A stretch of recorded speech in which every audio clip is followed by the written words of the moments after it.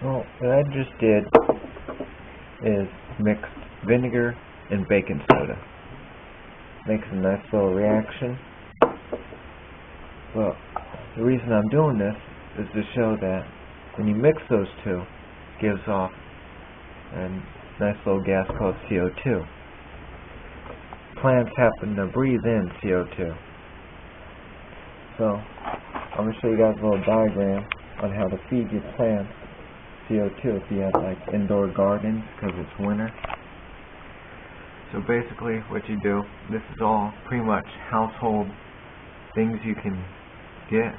There's only like 2 things you probably have to get from a store.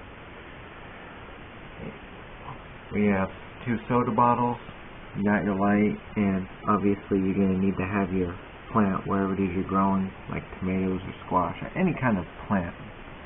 I'm just pointing out it's food plants. Guys, don't get this twisted. Alright. You need a fish hose, some lengths of it. You need vinegar. You need your baking soda. So what you do is, this doesn't have to be exactly set up like this, but you want your vinegar above your baking soda because it's going to be a gravity feed. Anyways, you have vinegar in here. This you have a little regulator switch. The vinegar is going to flow down into your other bottle, which is like a Coke bottle or whatever. Approximate drip of about 1 per second. And it slowly builds up the CO2 and then it flows in through here, down, comes out on top of your plant. Now the way I've always done it is plants grow at night. So after their light cycle, I start to feed.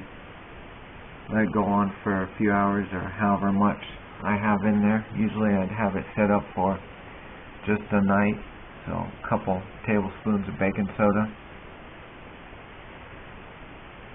And it would flow down into it. And the reason I do it at night is because plants grow. That's when they actually get bigger, is in the night time. The off-light cycles.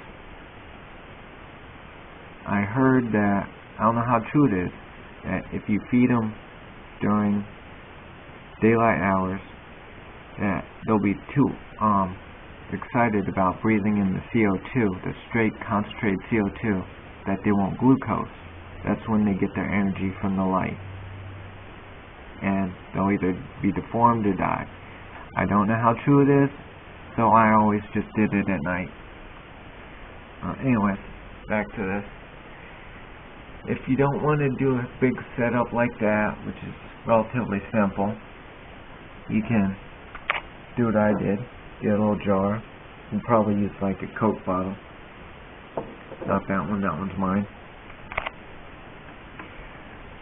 Put like one of those big hand punching balloons. If you can't find them, if you guys know what a head shop is or a smoke store, they'll probably be selling those with their whippet canisters. And what you do is you put the balloon on top after you put some baking soda in the bottom, or put the vinegar in actually the bottle. Put your baking soda in the balloon and you attach it. Then you bring the balloon straight up so the vinegar falls in there, and it'll fill the bottle up with CO2 and then make the balloon expand. So after that, you just pinch it off and hold it over your plant and just release it slowly. It'd take about a minute if that, and especially if you have like a little small enclosed area, it'll just flood the area with the CO2 and your plant will be good for the night. Well, anyways, I hope you guys like it. This particular video I was making for Gary Mule. Hope you like it. Hope it helps. Tell me what you guys think. If you guys want to see more lame ass science things like this, let me know. Later.